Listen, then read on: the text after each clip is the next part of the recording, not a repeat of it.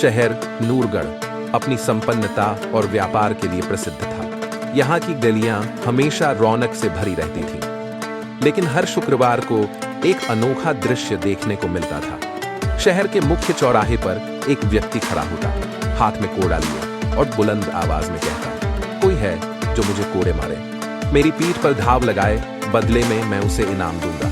वह व्यक्ति कोई और नहीं बल्कि शहर का प्रतिष्ठित व्यापारी नसीरुद्दीन था।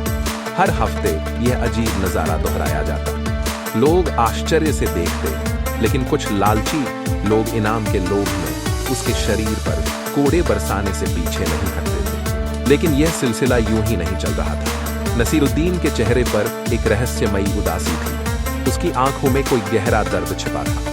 कोई नहीं जानता था कि आखिर वह ऐसा क्यों करता है।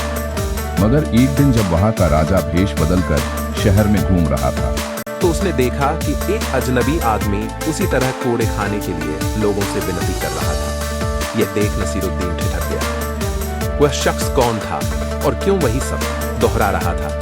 उसने चुपके से उस व्यक्ति का पीछा किया और देखा कि वह व्यक्ति एक खंडहरनुमा मकान में घुस गया। रात के अंधेरे में राजा ने साहस जुटाया और उस मकान में प्रवेश किया। अंदर अजीब सी खामोशी थी।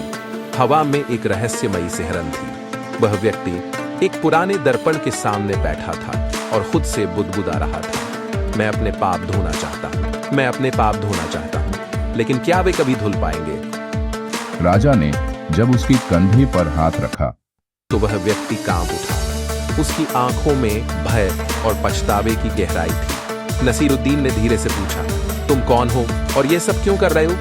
उस व्यक्ति ने गहरी सांस ली और बोला, मैं एक धनी व्यक्ति था।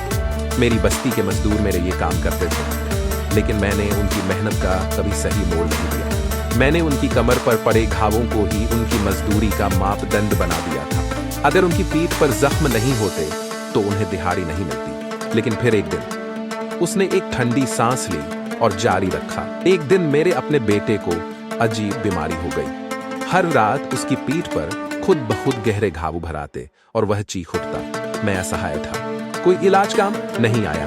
वह दर्द से तड़पता और मैं सिर्फ देखता रह गया। आखिरकार वह इस पीड़ा को सहन नहीं कर सका और उसने दम तोड़ दिया।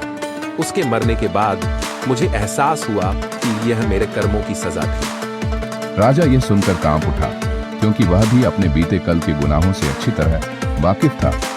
वह समझ चुका था कि शायद यही उसकी नियति थी, अपने ही पापों की सजा भुगतना। अगले दिन वह व्यक्ति दरबार में हाजिर किया गया। सुल्तान ने कड़ी आवाज में पूछा, अगर तुम्हें पश्चाताप करना है तो उन गरीबों की सेवा करो जिन पर तुमने अत्याचार किया है। उस दिन के बाद से नसीरुद्दीन और वह व्यक्ति दोनों ही बदल गए। उन्होंने अपने व्यापार का अधिकांश हिस्सा जरूरतमंदों की भलाई के लिए समर्पित कर दिया, मजदूरों के परिवारों की देखभाल शुरू की और अपनी गलतियों को सुधारने के लिए एक मिशन की तरह सेवा कार्य शुरू किया।